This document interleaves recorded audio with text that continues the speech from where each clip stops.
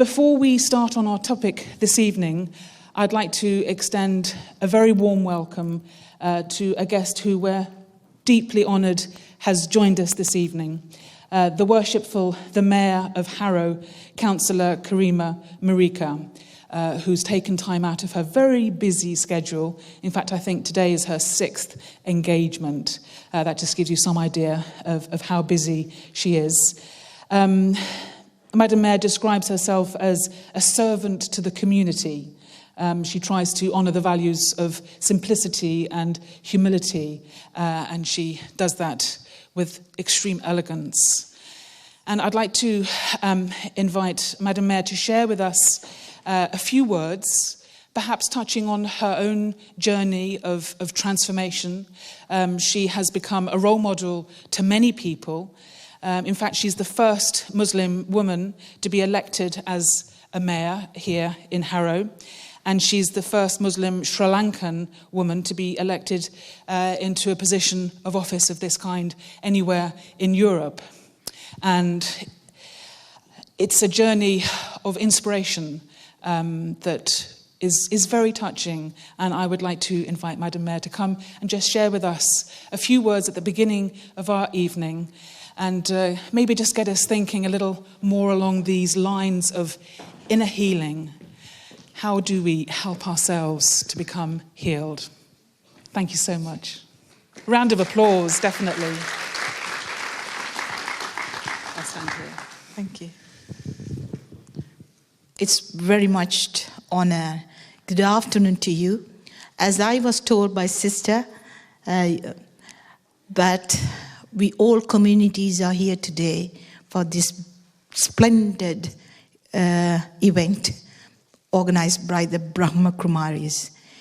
It is a spiritual place, and I felt spiritual when I walked in.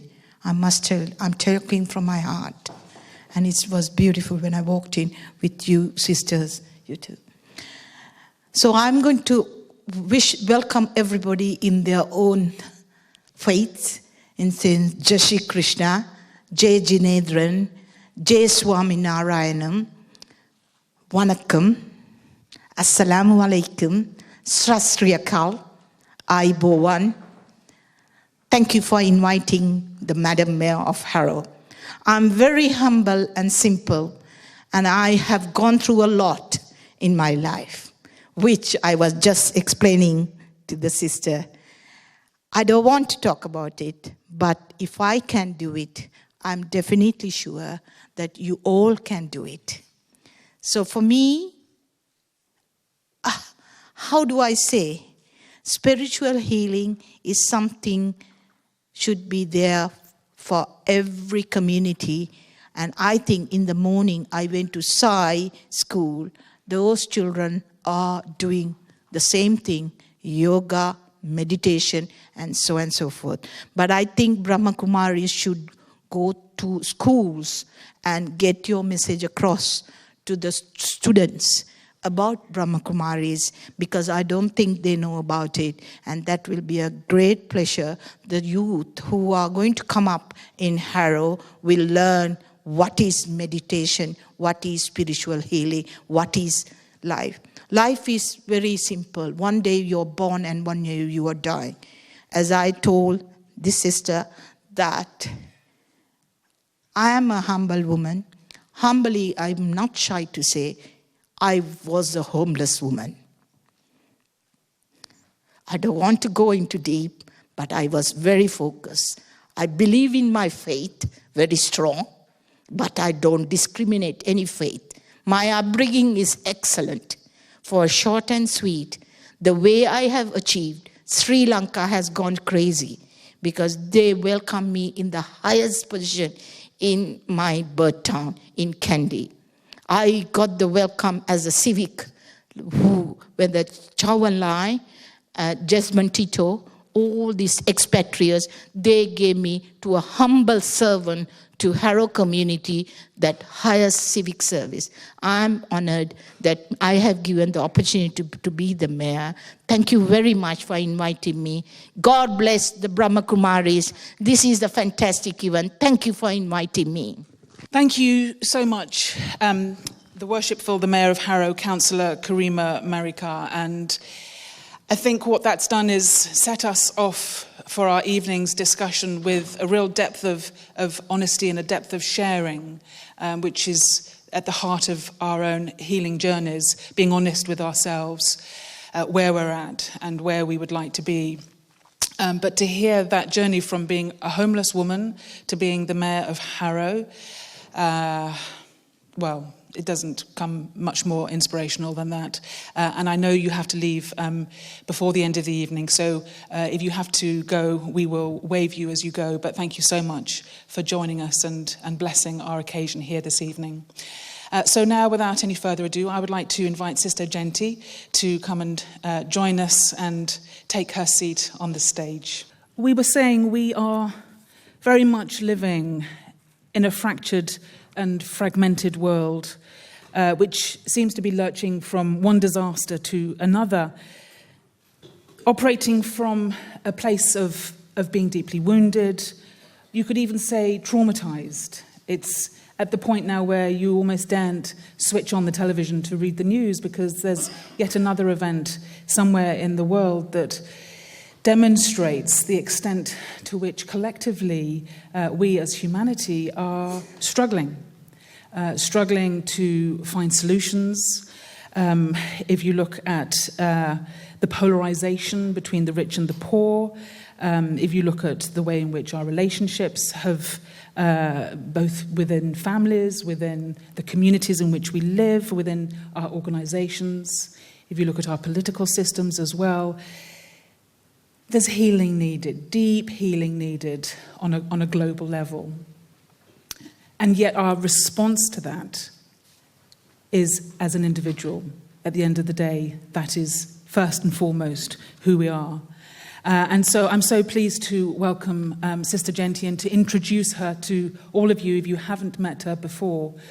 Because for me, she very much represents a way from getting to this place of fragmentation and disconnection to a place of connection, to a place of wholeness.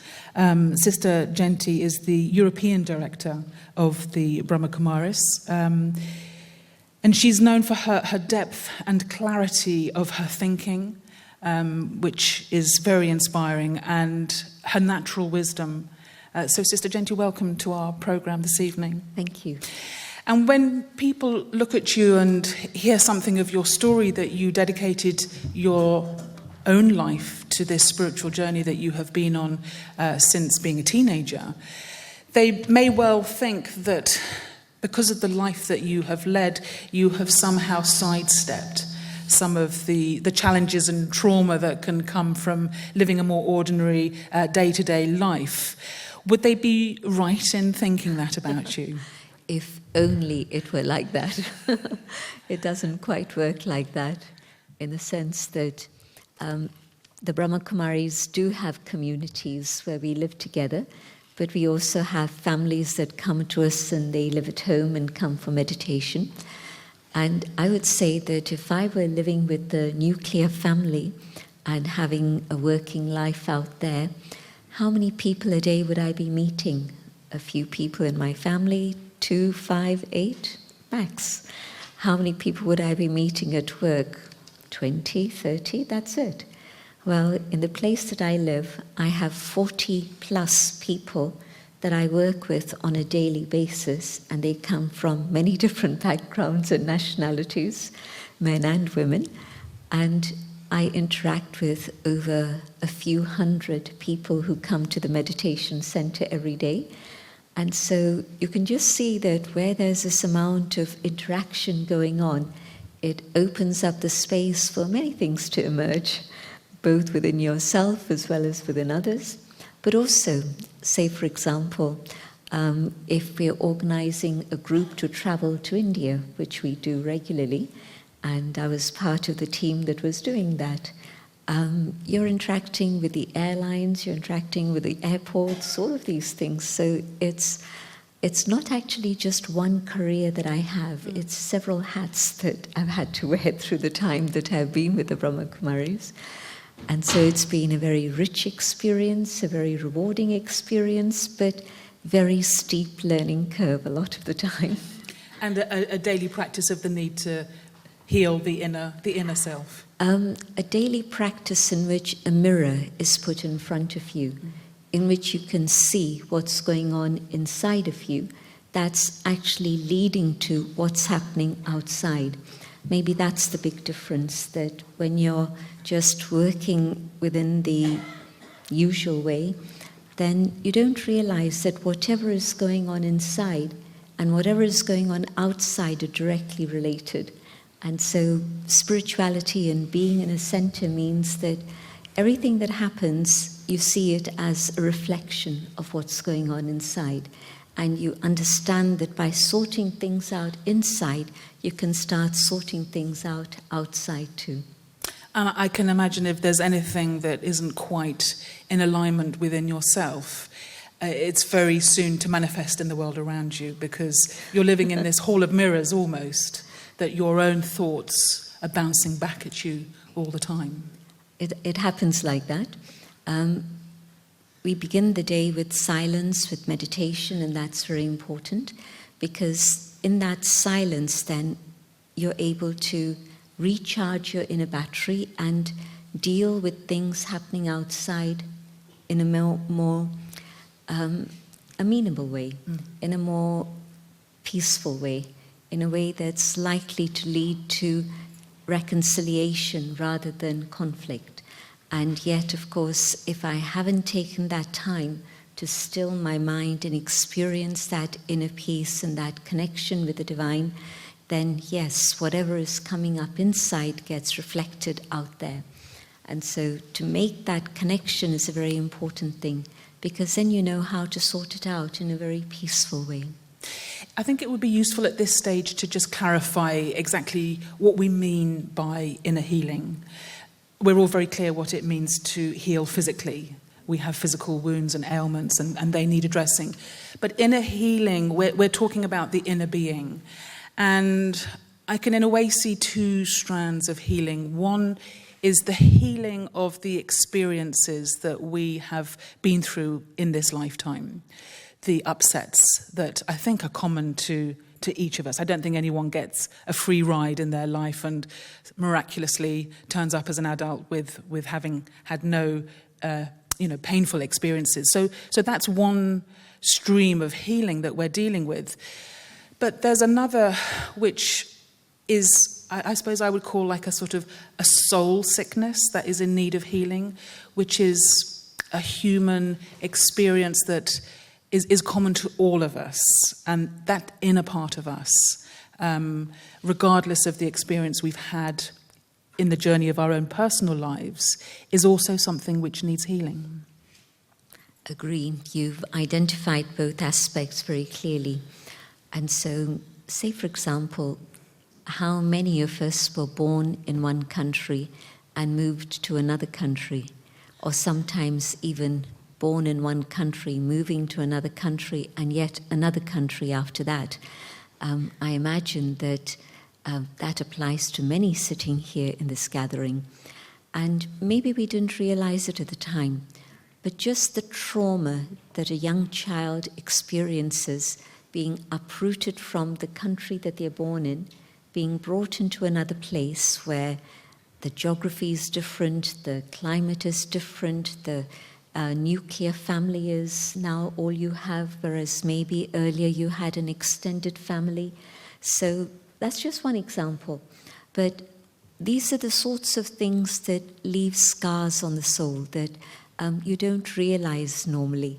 But the soul has had to deal with that trauma of movement and transplantation almost, being transplanted from there to there. And do you think that was, because you're talking about your own experience here of coming from India at the age of 8? That's right, yes. And settling here in London, do you think, looking back now, that at some level that was a painful journey that you went on?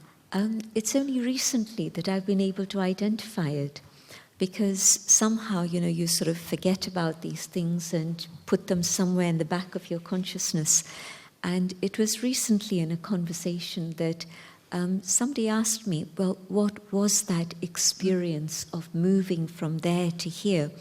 And I looked back and I realized that I'd left behind my grandparents, I'd left behind all my cousins and relatives, a warm, pleasant climate, and we arrived here on the 27th of December at a time when 1957, when there was a lot of snow on the ground. And so it must have been a shock to the system and a shock to the soul. And here, of course, we were in a little flat, admittedly in a very beautiful surroundings in Hampstead, but Hampstead was covered with snow at that time. And so what were the things I went through at that time? It must have left some sort of trauma of leaving behind everything that I had known, coming to a different place. So this is one thing, but maybe some childhood experiences are even more traumatic than the ones that I've described. There could have been all sorts of things that happened in childhood, and they leave an imprint. And so dealing with the hurt that we carry, that we don't usually identify in life. Here's a person who's quite angry, and there's nothing externally that's making them angry. And from a spiritual perspective, I'd simply say that maybe they're discontent. But why are they discontent? Externally, everything's okay. And then they begin to share their story of their childhood. And then you realize that in childhood, things happened to them. Their parents had good intentions, but yet somehow things happened that left them very hurt. And so that hurt feeling hasn't ever gone away.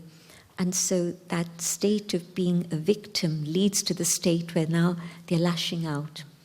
So that's the story on one level. The other side is, you described it as the sickness of the soul. And I would say it's a sickness of the soul, but what that means to me is that every soul at this moment carries traces of anger and greed and ego and attachment, and it's those negative forces within us that cause us great pain. And so learning to understand this and then learning to deal with them is what spirituality is able to help us with. So yes, we are healing both the things of this birth in a very conscious way, but we are also dealing the personality traits that we carry with ourselves and trying to sort those out and cleanse them and bring them back to a state in which there's, rather than anger, a state of contentment, rather than bitterness, a state of love and appreciation and gratitude. And you can see that principle playing out on a global stage in a way, because it applies to our relationship with each other, that we're coming from our wounded self and we're coming from our soul sickness self. But if you look at war situations around the world and the retaliation from one country to another, and now there's suddenly a whole swathe of humanity that's been displaced, and the trauma that goes with that, with all of that, it's almost like countries are responding from a place of woundedness with another country.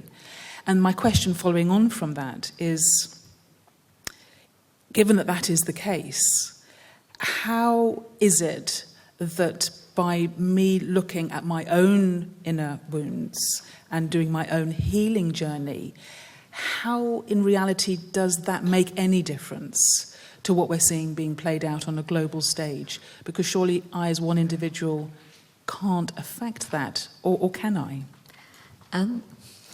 Thank you so much. A round of applause, please. Thank you for being with us.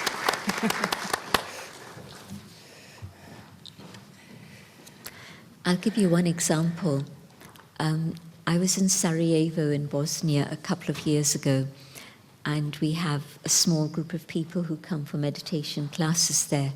A young woman who was born in Sarajevo and then left at the time of the war to come here, after having settled in England with her parents, then coming to Raj Yoga, actually decided that she wanted to go back to Sarajevo to try and help her people there, her spiritual family, brothers and sisters there. And so she'd organized various things.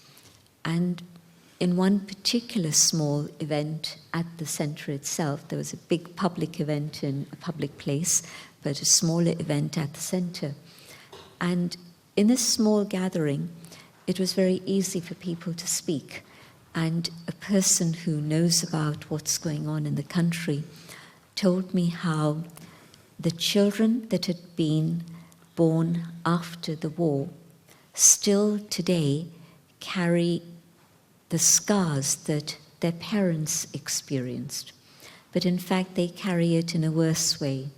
Why? Because in the memory of the parents, there's also the experience of how Muslims and Christians used to go into each other's homes and live together and celebrate each other's festivals, and the Muslims never felt that they were a divided community from the Christians. It was togetherness. And so, although the parents then experienced the trauma of war, they also experienced the joy of their childhood. But now that their children are being raised, what's being reported back to them is not those memories of happiness, but the reality of what happened in the last recent times. And so imagine if the person who is experiencing this trauma, if the parent were to start experiencing peace, start experiencing the healing of the self, this would be the story that they would then share with their children. And their children would then behave in a very different way to the ones of the other children. And so you can see that where today the experiences of history are coloring us in our responses to situations today, and I'm not talking about just personally now, but as communities within a country, if those experiences within individuals can be healed, then today what the story is, the new story, would be a very different story. And it wouldn't be the story of preparation for another war. Because at the moment what's happening there is that they said, well, it looks as if everything is being prepared for yet another war.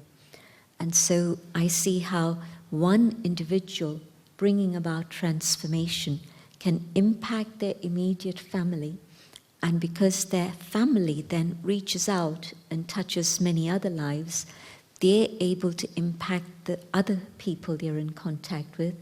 And if we multiply this effect, then even a minority coming to that point where a real healing has happened, that critical mass can actually start impacting the majority, so that then the collective story can be a very different one.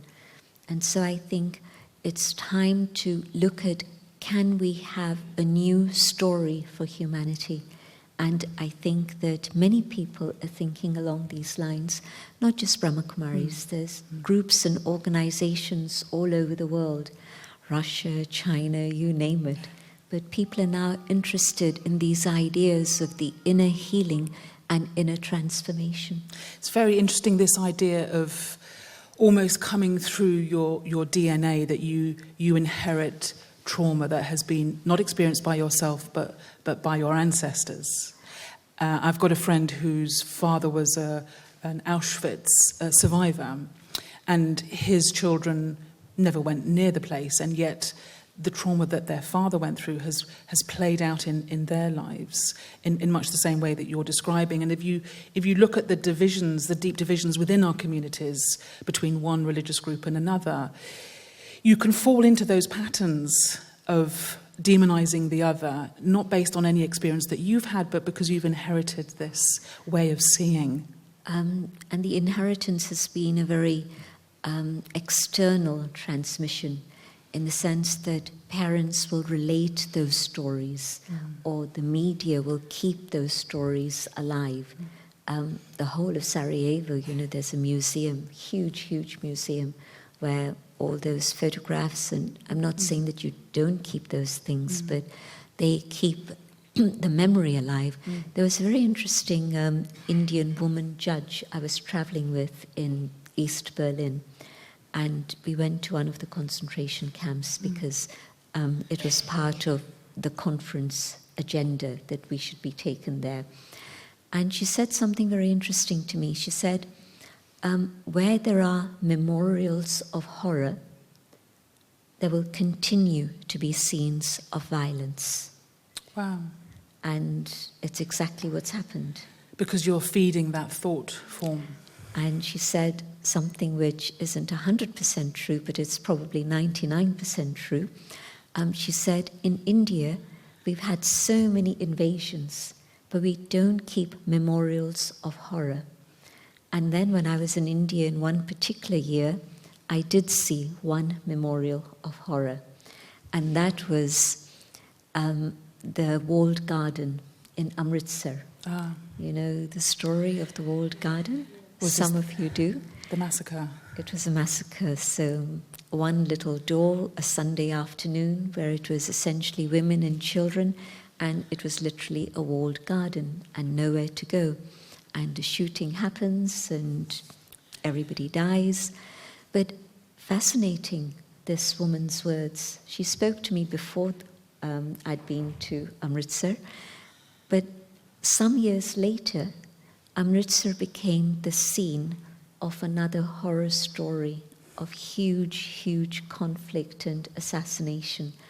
And so where you keep a memorial of horror, it's an invitation for violence. Now, that's the external countries and stories there. But what about me?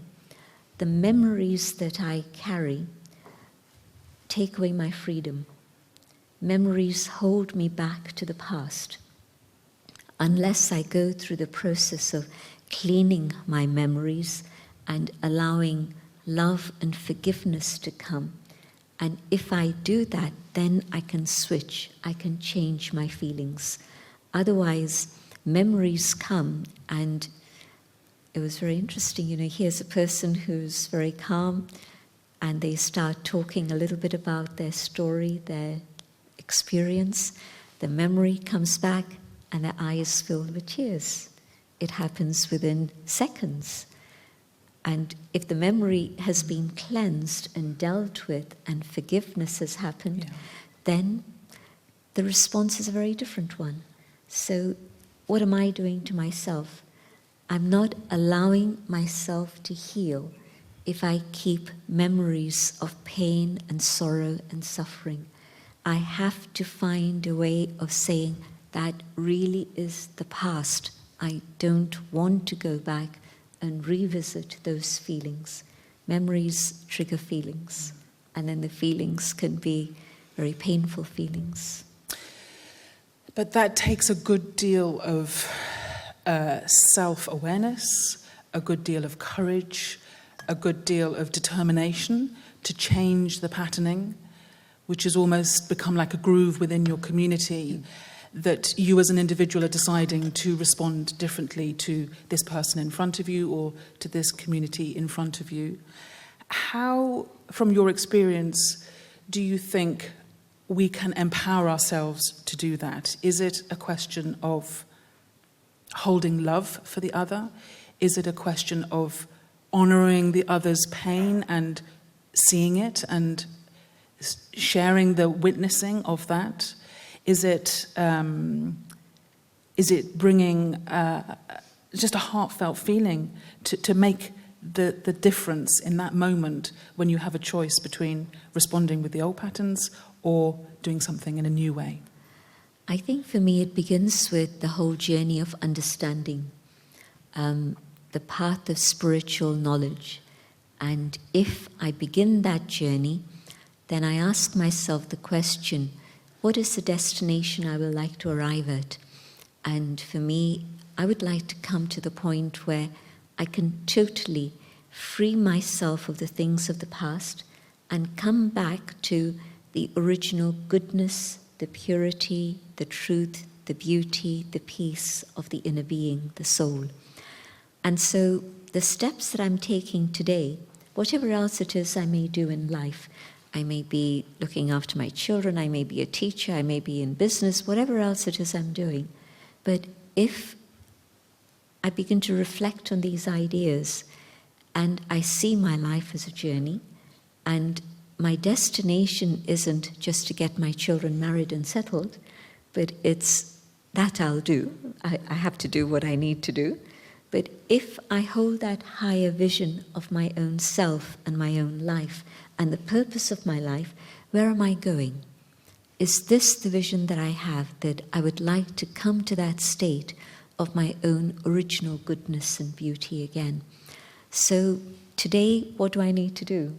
It seems like a very tall order, but it begins with the first step and the little steps that I take on a daily basis. And so if today I'm still reacting with negative feelings in terms of a human being, a situation, because I'm still carrying the burden of the past, I'm never going to get to that destination. But if today I actually can understand that I can start clearing out all of this, then I'll be able to take steps towards that destination, which is a very beautiful and attractive destination to me. And so I say, so it begins with understanding this.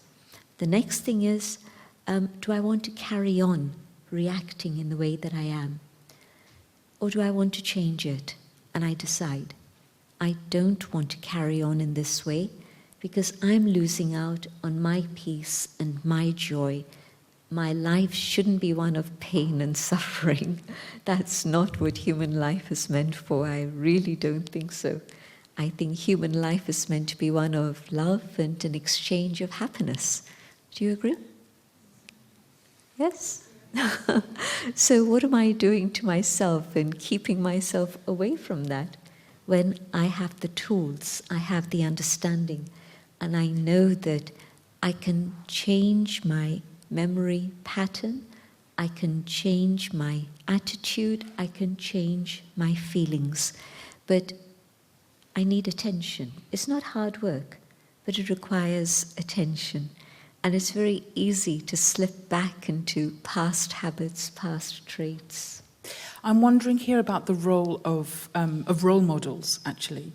Because in a way, in order to make that step within myself, do I not need to be inspired by the example of someone who is already doing that for themselves? And when you look around us in the world, good examples worthy of imitation are a little thin on the ground.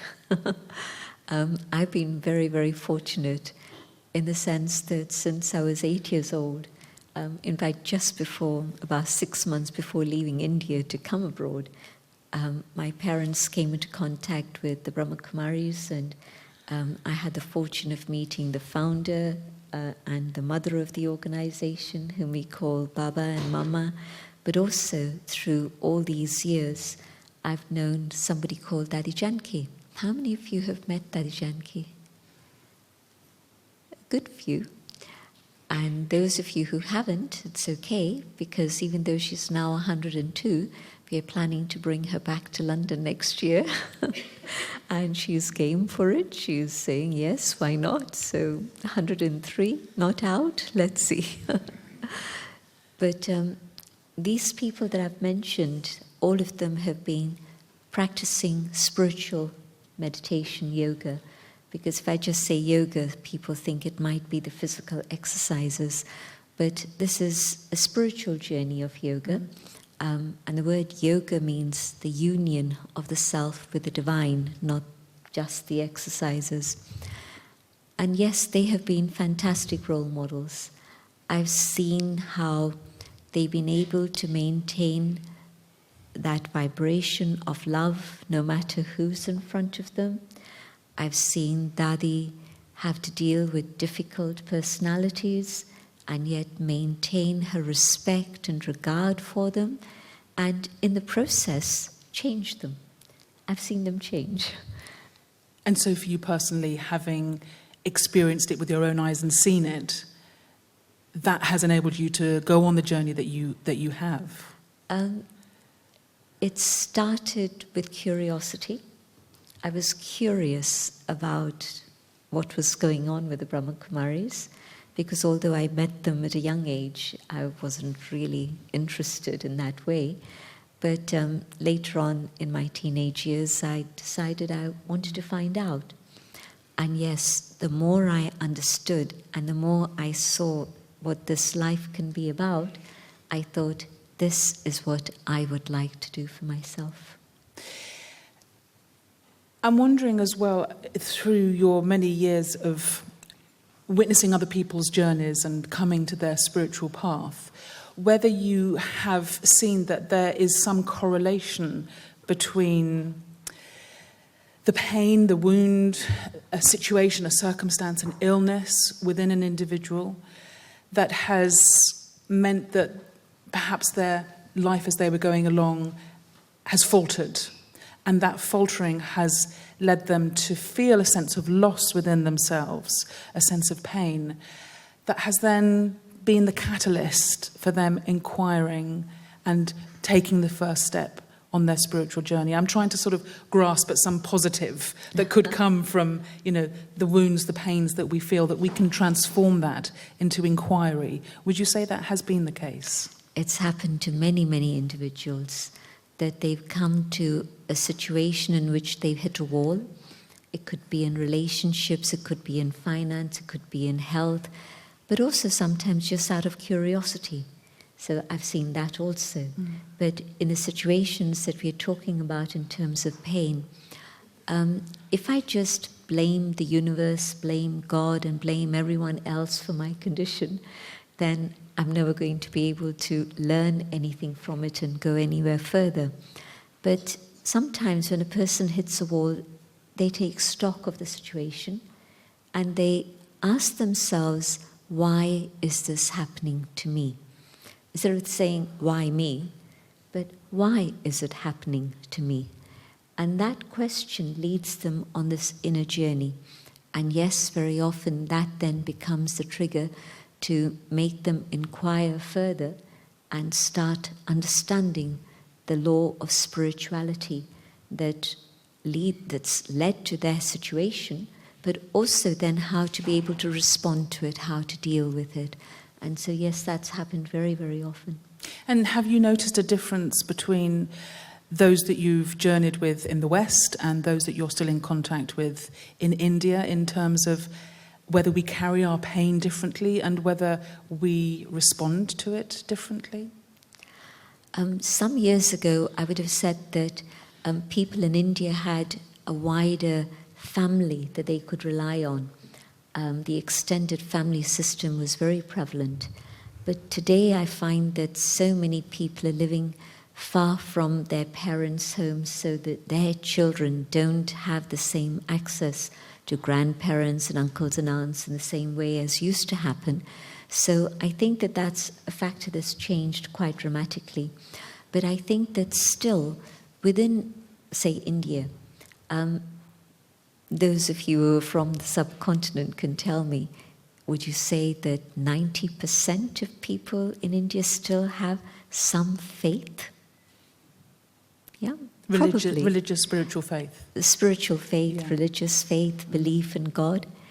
And here in the West, especially, and it's actually not general, there's the Latin countries that have a deep faith in God and a belief in God.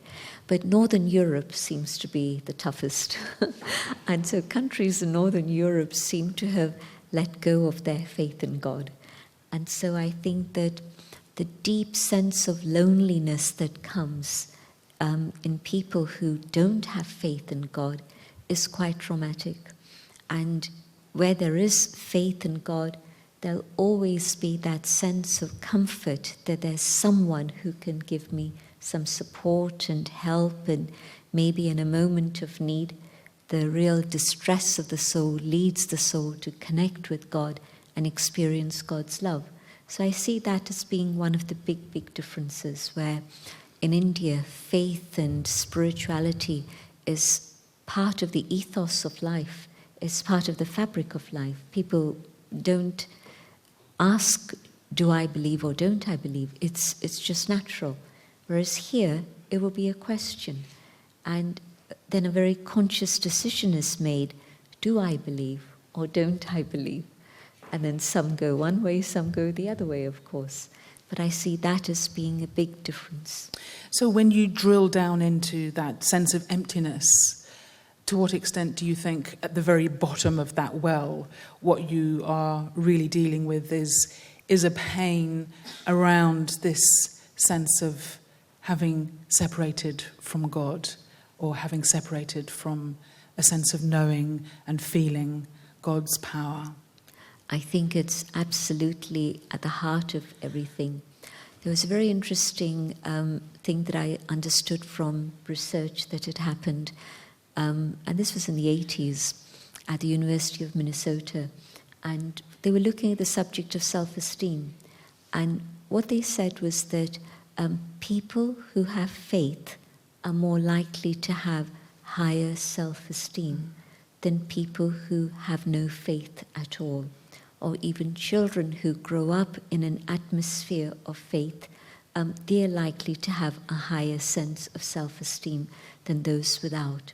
And so, yes, it seems to confirm to me that trust in God, that love for God, that's a very important thing to have in life. And where there's a sense of being absolutely alone and bereft, and a hurt and a pain that we carry, it's because the soul has separated itself from the parent, the being who is the divine, who is the source of all comfort and love. So the logical consequence of that, if you are wanting to help yourself to inner healing, that would be a very good place to start, to really ask yourself that question: what is my relationship with the divine, and how healed is that relationship? It's an important question for everybody here, because although we may come from a religious tradition and a religious background, that question of a direct personal relationship with God might not be something that everybody experiences. I believe in God, but to what extent do I actually have a personal relationship with God? It's a very important question to ask myself, because it's only going to be the power of God's love that allows the inner healing to happen, both in terms of childhood trauma, but also in terms of the transformation of the soul, in which I'm able to remove all the negativity that the soul carries at this moment, the ego, the anger, the attachments, and so on. It's going to be the power of God that's able to purify me and cleanse me of that. And so, yes, definitely the question of, well, how do I relate to God? Do I have a personal connection? What is my relationship? And if I don't, how can I make it happen? And if I do, how can I strengthen it and nurture it so that it becomes absolutely central in my life? I know in so many traditions, and certainly the tradition that I was raised in, which is the Christian tradition, there was very much this sense in which an experience of God is mediated through the person of Jesus. And from that almost came a sense of, who am I to think that I can actually go directly? Because that's what Jesus is there for. And I think possibly that would be the same for other religious and spiritual traditions as well. And yet what you're saying is that it's not arrogant to believe that you can go directly. In fact, one of the verses that comes within the holy text of India, the Gita, states that it is only when you know me as I am and link yourself directly to me that you will find me.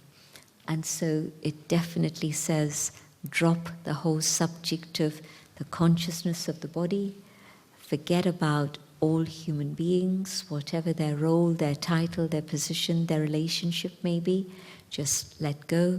And then in that awareness of your own eternal identity as a soul, then the soul coming to me will be able to connect with me, know me, and take all the treasures that I want to give them.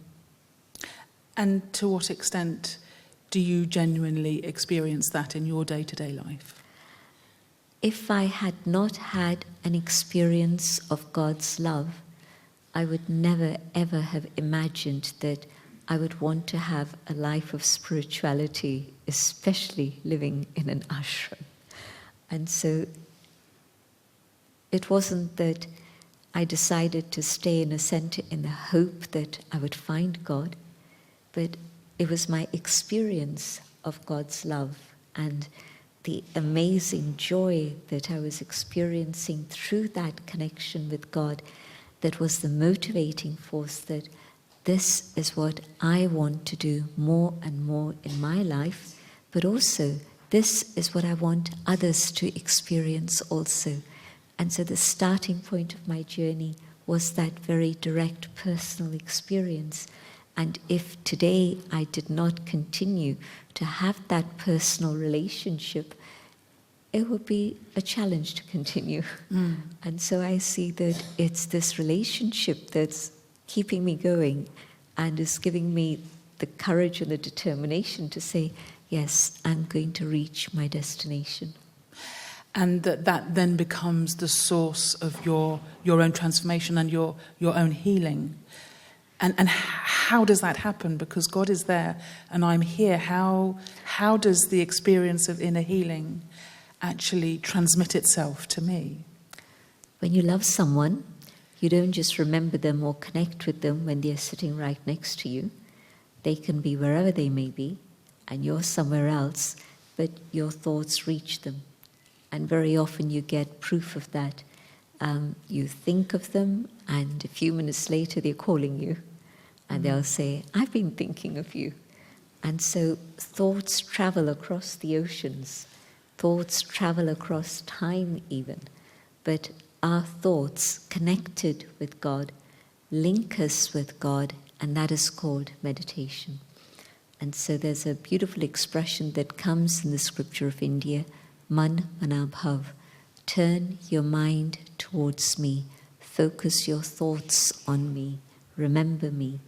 And so meditation for me is to come to the awareness of the soul and then to be able to take my thoughts to the Supreme, knowing that the Supreme is, like in this image here, a being of light.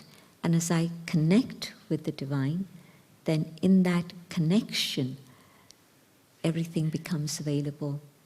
I can feel God's love giving me peace and comfort. I can feel God's power calming the negativity, removing that negativity.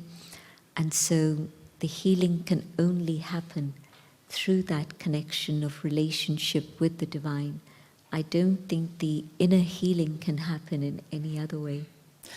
And what would you say to someone who has lost that sense of a connection as a direct result of something traumatic happening to them in their life, or to someone else in their life, or just in the community around them?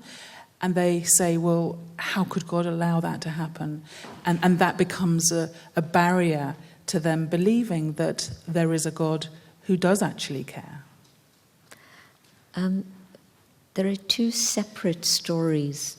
One is a story of what God is responsible for, and the other is a story of what human beings in their life are responsible for. And until we start journeying on the path of spiritual knowledge, we don't know the difference. And so I know exactly what you're talking about. As a teenager, our neighbor lost her son in a car accident, and she'd been a very devout Jew. And she told me, I'd just come back from India, having gone through these teachings, and she said to me, I've lost my faith in God because my son died, and I'm now having to care for the two children, and they don't have a father anymore. And so how could God have done this? I don't think God exists. So she was genuinely torn apart by this trauma.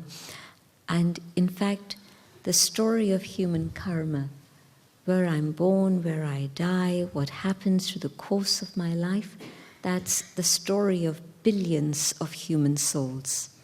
And that story continues, and it happens through our own actions, karma, and the result of our own karma. The story of God is a bigger story. The role of God is to purify all of us, all souls, when we are ready for purification, and to even purify the entire world, and to be able to take us home. You know, a very simple example, maybe too simple, but it works for me. Here's a GP, and a GP will be able to help you deal with certain illnesses. There's primary care, but there'll be things that the GP can't do, but a consultant will be able to do. But you don't go to the consultant with your coughs and colds and aches and pains. There's another role that the consultant has. And so the things of human karma and the give and take and interaction and interventions that all happen, that's our story. God's role is a different role.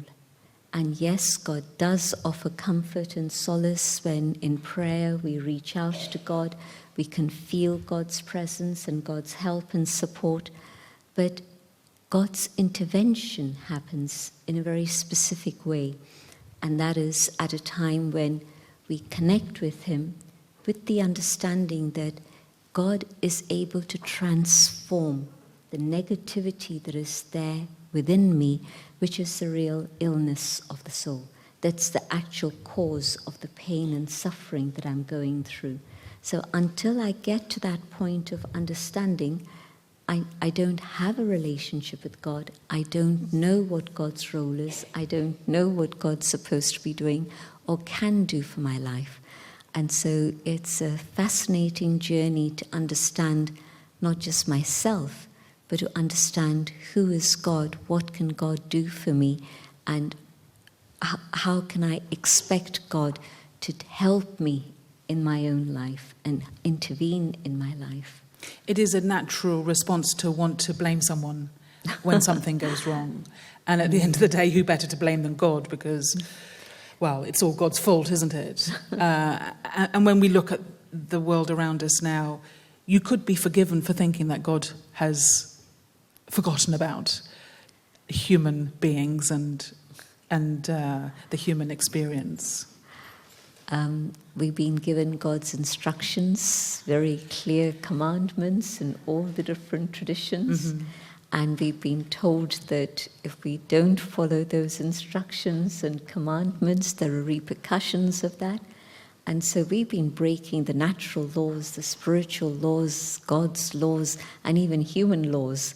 And so then we find ourselves in deep, deep trouble, and we say it's all God's fault. Well, not true.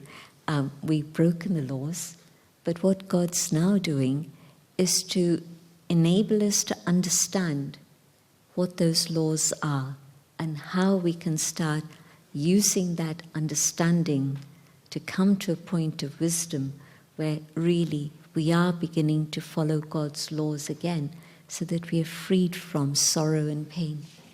You said there what God is now doing, that kind of suggests that we are living through a rather unusual epoch in human history, where on the one hand we've got the worst of everything and the darkness is the darkest it's ever been, and yet we do also have so many signs of the green shoots of regeneration and a huge interest in spiritual awakening that is happening at the same time. Do you think this is a particularly significant moment that we're living through?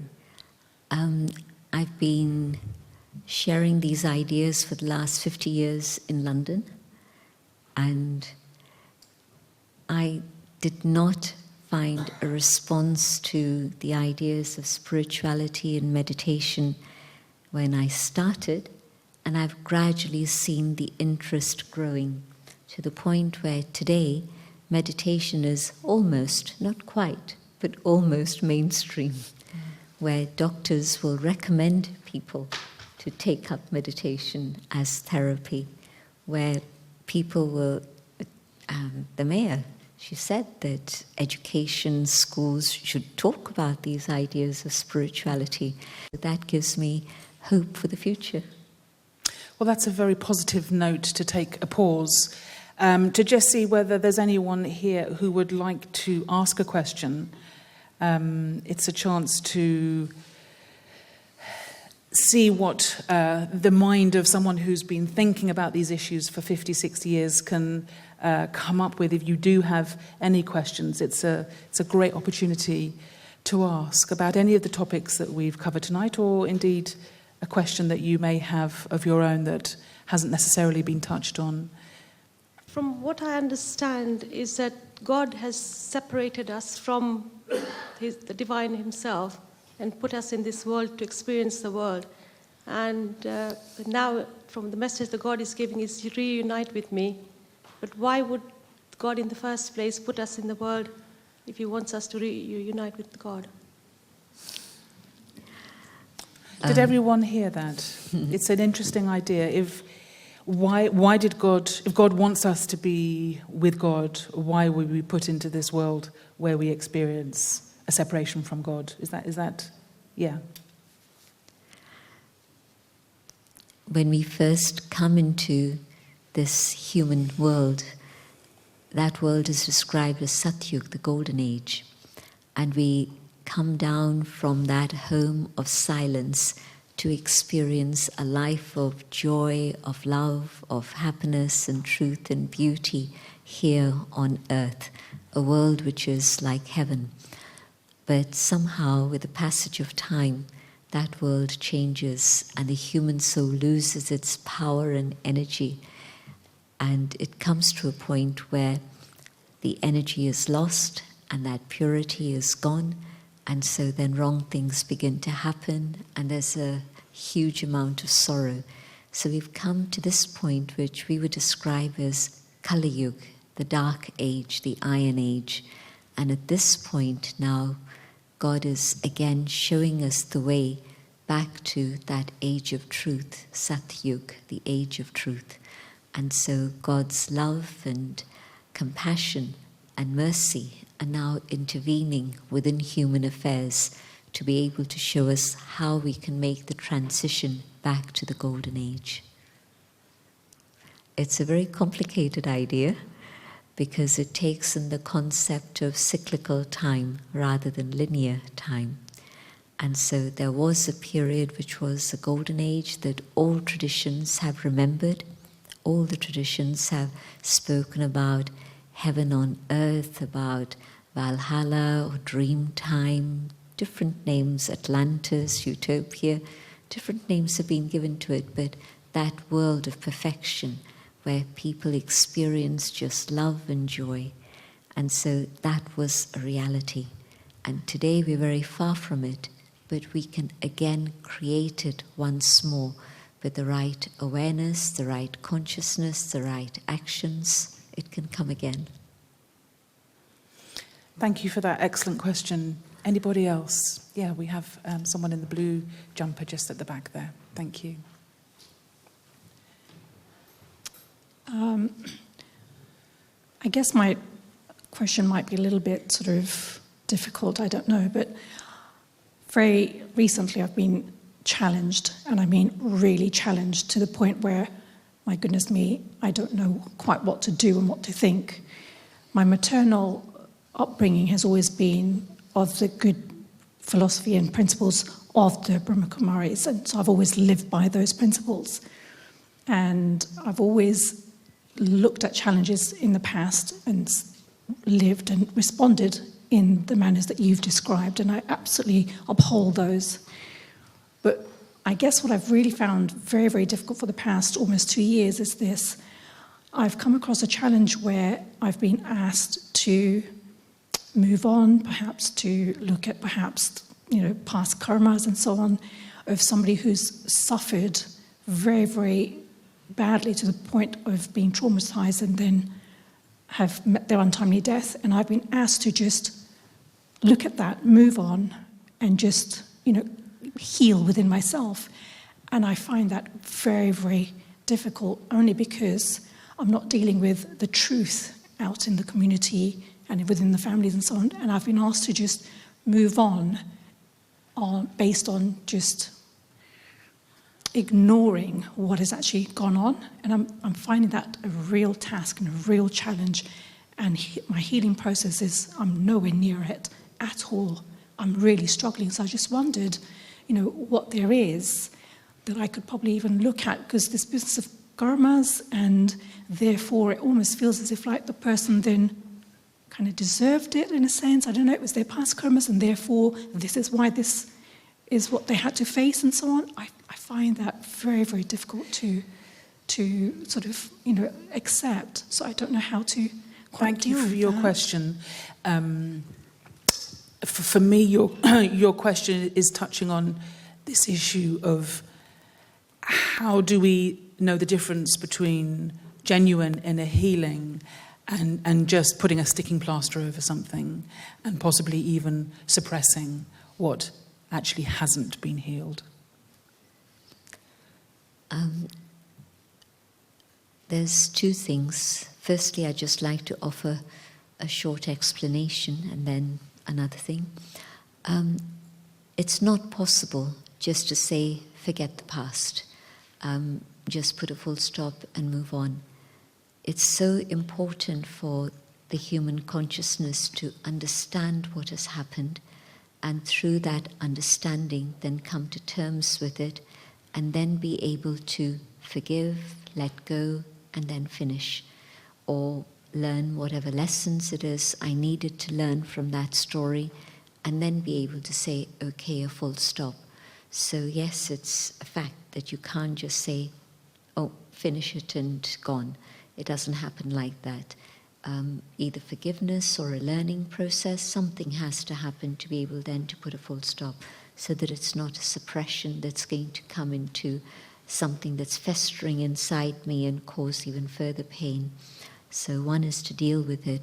And then, yes, it is important to see what is it I can do to be able to finish it and then move on further in my life, so that I don't continue to carry the pain with me. But the second thing is that I'd like to invite you to meet one of the sisters, so that then you're able to have a one-to-one discussion, and maybe that would clarify things a lot more. It is a fine line between going into something sufficiently to really understand it so that you can heal it, but then getting stuck in your own story and staying there. I think it's an interesting and valid question.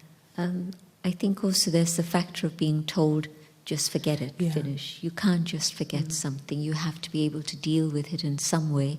Then you're able to put a full stop. Thank you for that question. I think we've got time if anyone has a question within them that would like to be aired. Yeah, thank you. The microphone is just coming now.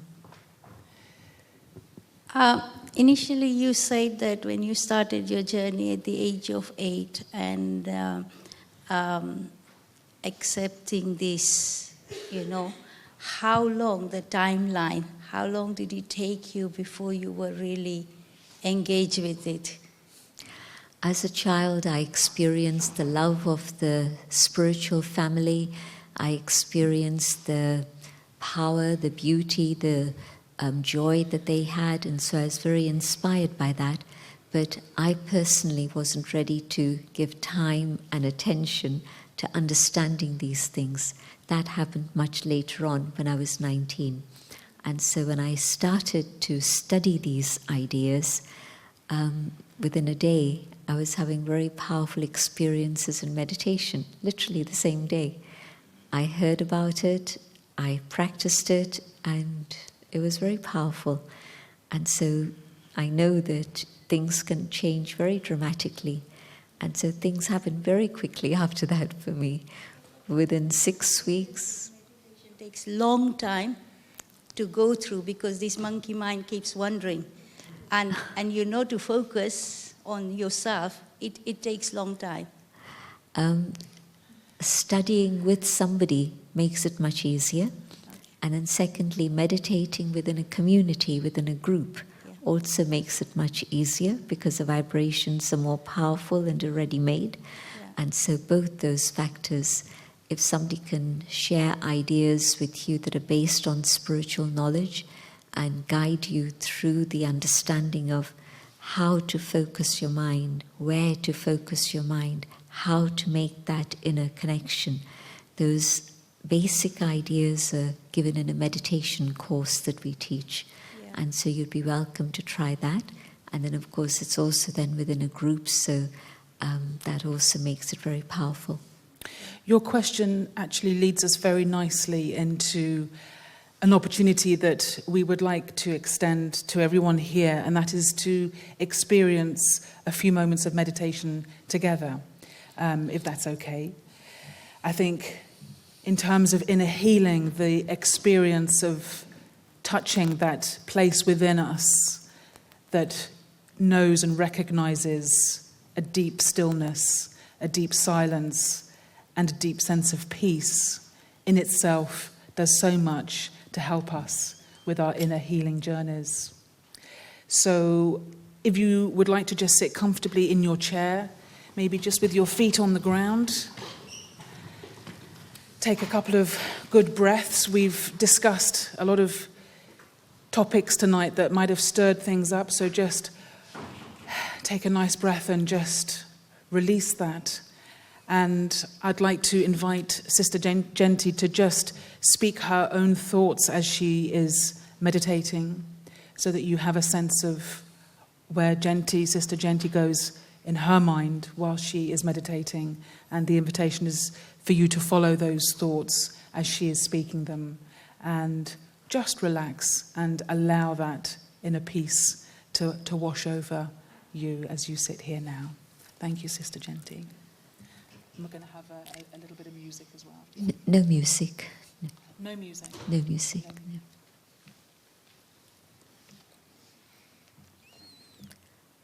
Sitting quietly, I reflect on the things I've been hearing about. The way that God can heal me. The way in which I can transform the wounds and hurts that I carry within myself. And now for a few moments, I want to experiment with some of these ideas. Firstly, I want to discover my own inner world. I've been identifying with the external form, identity, gender, position, all the things related to the external form. I step away from all of those for a few moments and go deeper and deeper inside. I come to the essence of the being that I am. I am a being of light, sitting in the forehead, in the center,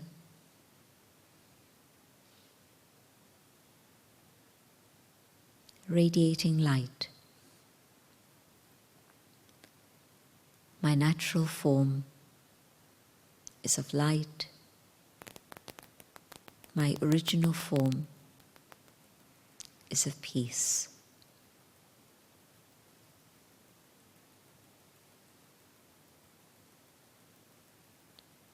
I hold peace in my mind.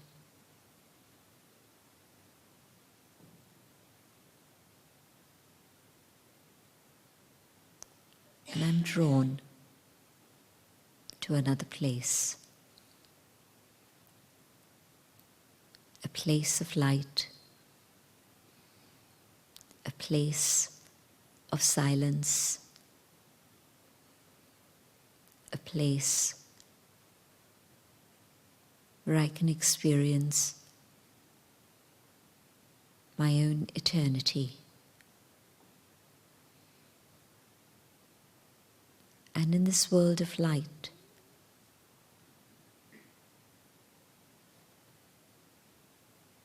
I realize that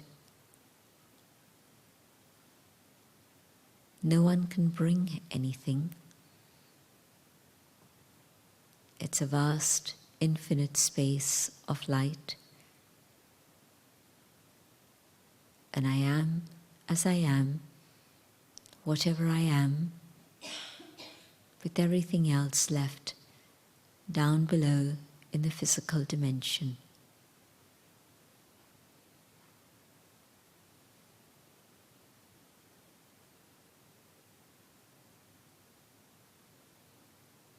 And in the space of silence,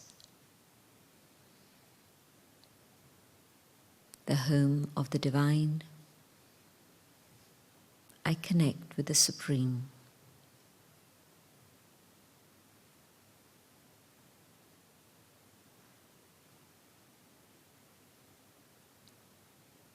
The source of light,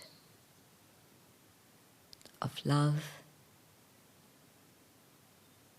of peace.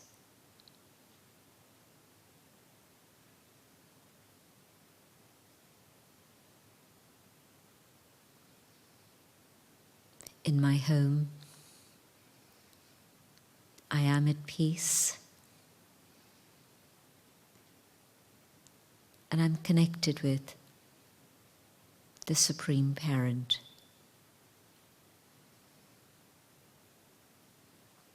And the rays of God's love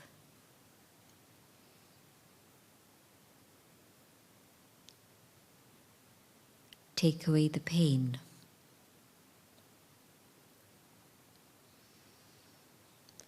The rays of God's love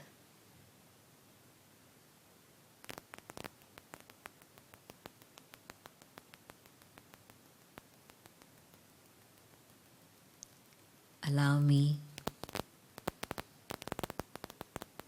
to remove the sorrow that I carry within myself,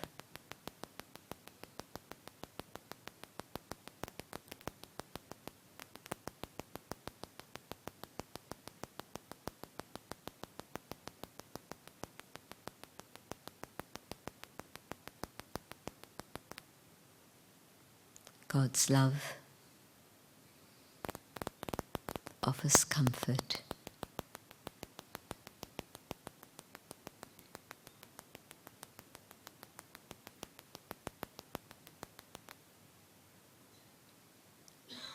God's love offers hope.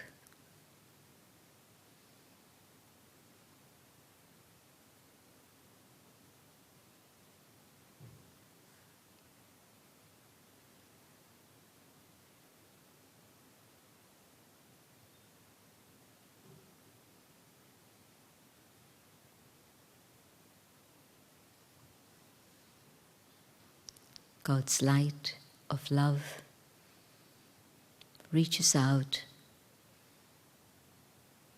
through the whole universe.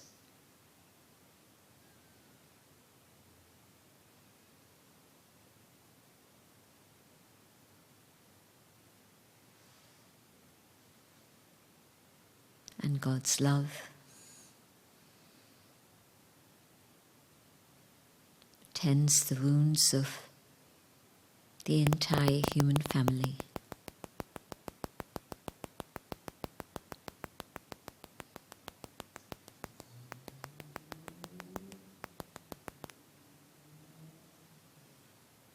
God's love reaches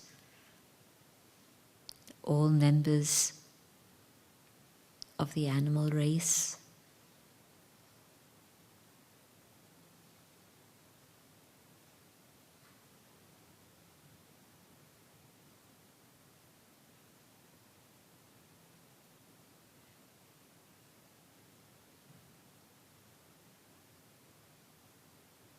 God's love uplifts all forms of life and nature itself. So the nature is purified, and nature returns to its original state of harmony within all the elements and harmony for the universe.